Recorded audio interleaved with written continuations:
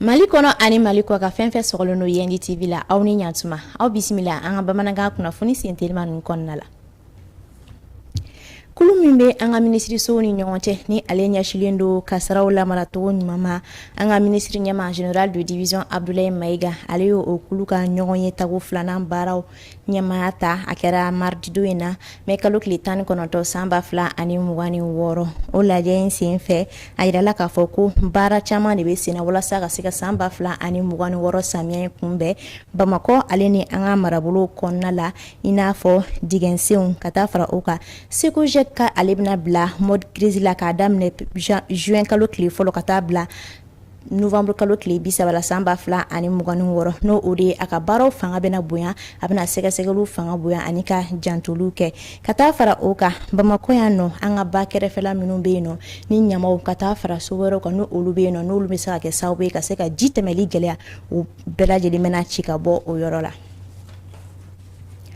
An ka finitigilakaw olu ka wuli ka jɔ an'u ka lakɔlɔsili sen fɛ tarata don in na mais kalo tile 19 san 2026 Tɔnbukutu mara kɔnɔna la u taara bɔ pick-up 5 kan min ni sikanama caman de tun bɛ a kɔnɔ sɛgɛsɛgɛliw tɛmɛlen kɔ ka bɔ yen nɔ an ka finitigilakaw ye bunteni 4 ta ka ɲɛsin ninnu ma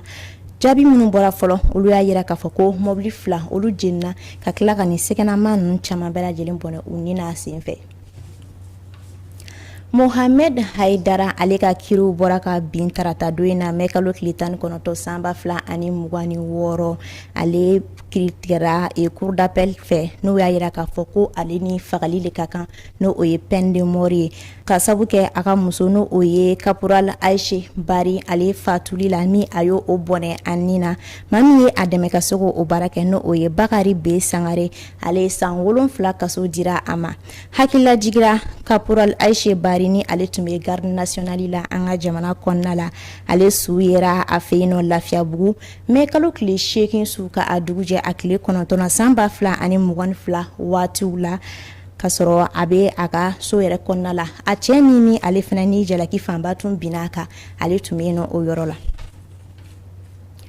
San 2027 kan ni éliminatoire kɔnɔna la CAF ye tirage au sort kɛ tarata don in na mais kalo tile 19 san 2026 an ka jamana n'o ye Mali ye ale bɛna groupe K ma a kɛrɛfɛ Cap Vert Rwanda ale ni Liberia jamanaw bɛ ninnu de bɛna ɲɔgɔn da kɛ u ni ɲɔgɔn cɛ walasa ka se ka sira sɔrɔ ka taa san 2027 kan kɛnɛ kan min bɛna kɛ Kenya Tanzanie ale ni Uganda jamana kɔnɔna la.